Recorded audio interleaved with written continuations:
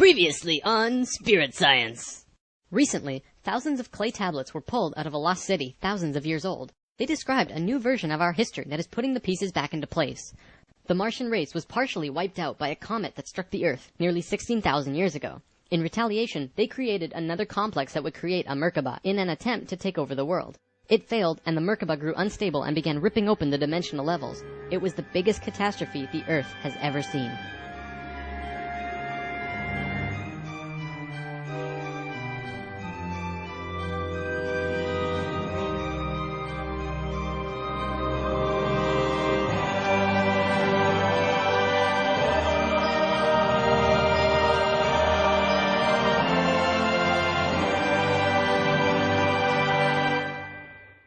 Something I should have mentioned last time. The reason the Naacals were special wasn't just because of their incredibly high consciousness, making them like guides of Atlantis.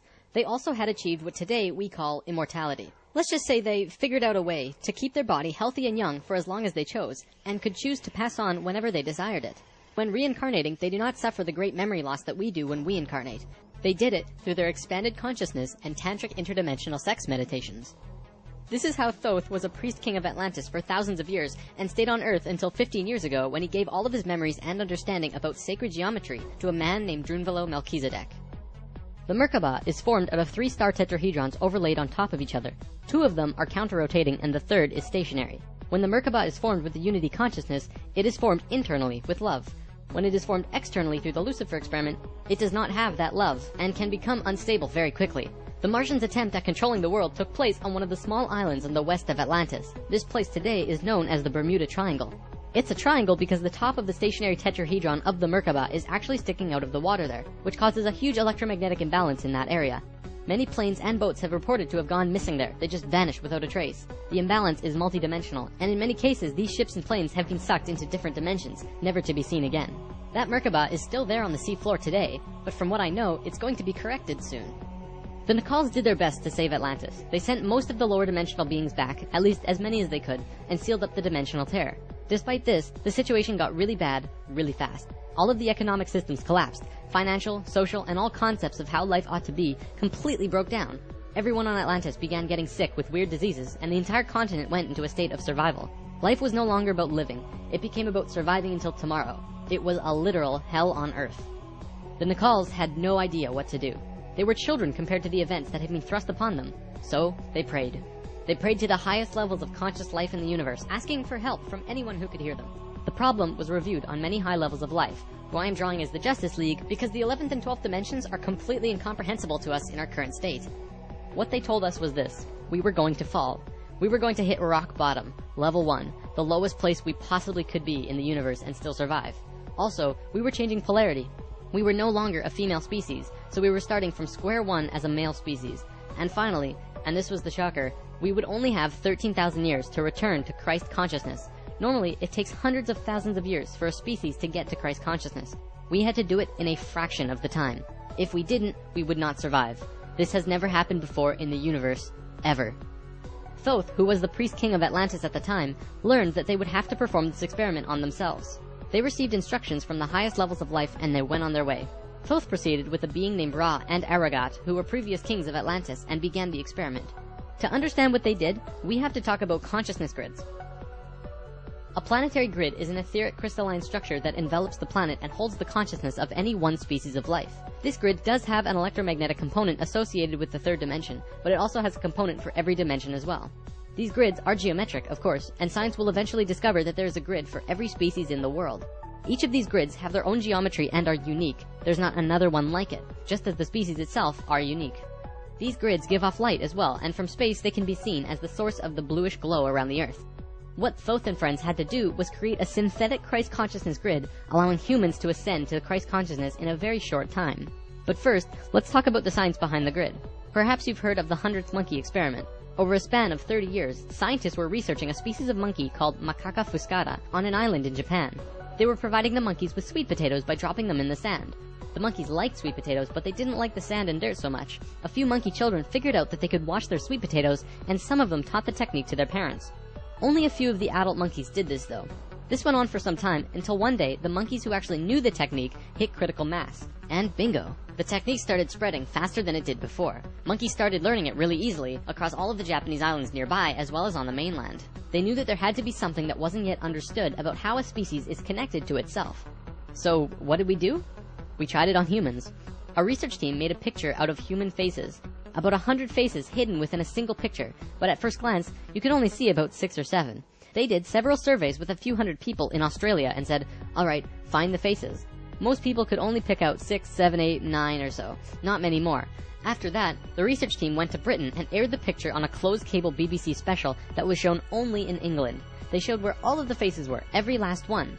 Half of the research team, which stayed in Australia, did the experiment again with new subjects, and lo and behold, people were just naturally able to see more faces. After this experiment, they knew that something definitely connects us all, and the field of noetics is learning more about it daily. It's mass consciousness. In Lesson 11, I showed you the 3 levels of consciousness. Each of these levels have their own consciousness grids around the planet, and our second level grid is based on squares and triangles. Many governments of the world, especially the Russian and US governments, were studying our grids back in the 60s and probably earlier. When mapping out the grid on the planet, you find little military bases on many of the nodal points of the grid. There are tons of these bases way out in the middle of nowhere, like on little islands like Guam. This couldn't be a coincidence that these government powers placed their bases right where the little spirals came out of the grid. They were trying to take control of the grid, because if you control consciousness, you control what we think and feel. Of course, there was another organization that had its hand in both of these governments, and still do, and we will discuss them soon enough. This grid is visible through astral projection as well. 13,000 years ago, it began. Thoth, Ra, and Aragat were to create a global complex that was able to build a synthetic Christ consciousness grid over a 13,000-year time period.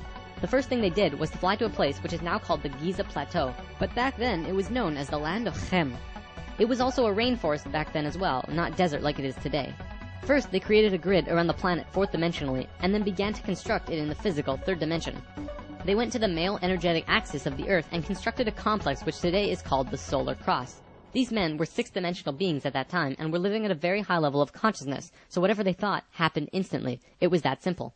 According to Thoth, he built the Great Pyramid, not the Egyptian king Cheops. Thoth says that it was built 200 years prior to the pole shift and built very quickly. These pyramids were aligned precisely with both Fibonacci and golden mean spirals emanating from out of the solar cross. Interestingly enough, Edgar Cayce also channeled that the pyramids were constructed in this time. The pyramids were also found to be built from the top down. The stones on top were placed first, which has baffled researchers ever since. Every time more is learned about the pyramids, we move further into dark on understanding how they were formed. If what Thoth says is true, well, that explains everything. From there, Thoth and friends constructed an entire network of temples and structures along this grid fourth dimensionally, placing them on nodes on the new synthetic Christ consciousness grid they were creating. All of them were made with Fibonacci or golden mean spirals, and all of them were mathematically referred back to the solar cross in Egypt through the Great Pyramid. The creation of all of the sacred sites on the planet were no accident. It was a single consciousness that created them all, from Machu Picchu to Stonehenge to Zaghuan, you name it. There are a few exceptions, but most were created by a single awareness as part of a unity consciousness grid. Although the Great Pyramid was done all at once, many of these ancient structures of the world were made fourth dimensionally and slowly dropped in frequency until they manifested on the third dimension over a long period of time. Richard Hoagland's research brings this forward, but he wasn't the first either. They showed how one sacred site is extrapolated from another to another to another. A hot topic of discussion right now are ley lines. These are simply geometric relations between sacred sites. Archaeologists are now finding these huge connections between major spiritual sites in the globe, and now we know why they're connected. These sites had to be built physically so that the Christ consciousness grid could manifest. In a way, think of the physical sites as the wiring of a giant wireless electrical system, and then it needs about 13,000 years of continuous energy flow for it to actually turn on. And just so that you're not left in suspense, yes, the grid was completed. It came to life and is now active, though not really used. Congratulations, Earth! We actually survived. Not only has Thoth told us this in person, but he's also written it down in the Emerald Tablets. These tablets were left in the Great Pyramid thousands of years ago. There are 12 tablets in total, formed from a substance created through alchemical transmutation. They are imperishable, resistant to all elements and corrosion. Their atomic structure is fixed in place, and no change can ever take place. In that respect, they violate the material laws of ionization. These tablets share a great wisdom, and you can read them at over 100 different levels of consciousness, and you will always understand them differently. If you're interested in this stuff, you should definitely consider reading them. As you can probably tell, Thoth plays a pretty large role in what happened. Most of this information comes from him. Thoth also provided most of this information about the flower of life and its geometric relationship to consciousness with us, and this stuff is tied intimately to the geometry of the universe. Considering the quality and quantity of information that he has shared, it makes you really start considering that this next part can be true. The Great Pyramid has a legendary missing capstone. According to the Emerald Tablets, deep under the Great Pyramid there's a room called the Hall of Records. This room was not built by Thoth and long predates the Atlantean civilization. Within the Hall of Records is the capstone of the pyramid, which is 5.5 inches high, solid gold, and completely holographic image of the Great Pyramid. It has all of the little rooms and everything. However, this leaves us with a 24 square foot piece of the Great Pyramid that's missing. If what Thoth says is true, that missing piece actually belongs to a very special airship that exists on Earth. And the way to the airship is through the Sphinx.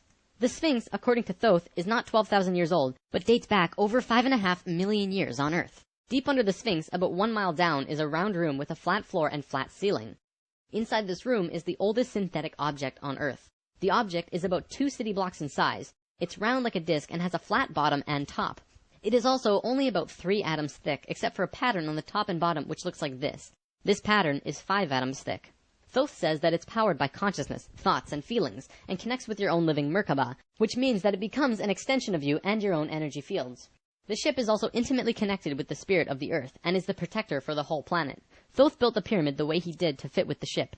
When on top of the Great Pyramid, it creates this image from above. The disc ship has a circumference equal to the perimeter of the Great Pyramid. As we discussed in Lesson 11, whenever that ratio appears, life occurs. This ship can only be used by the purest of souls.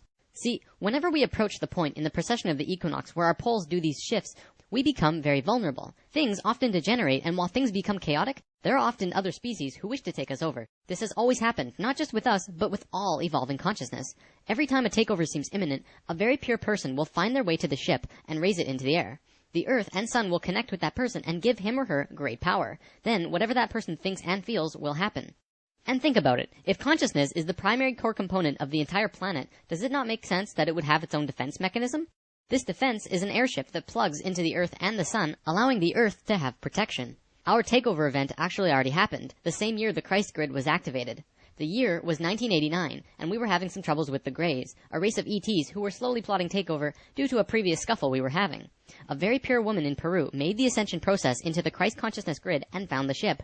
She tuned it to the frequency of the 4th dimension, where she raised it through the Earth and into the air, and manifested a situation for the Greys to leave. Within a very short time, the Greys began getting sick, and remained sick for as long as they stayed here. They have been forced to leave for now, and we are once again safe. The ship is a warship in that whatever race is trying to take over, the person will just think them away, think up a situation, and force them to leave. Returning to the events on Atlantis, after completing the complex in Egypt, Thoth and pals returned to Atlantis, where they waited for about 200 years until that critical point on the precession of the equinox where the poles would shift. They knew that Atlantis would sink, and they would be ready.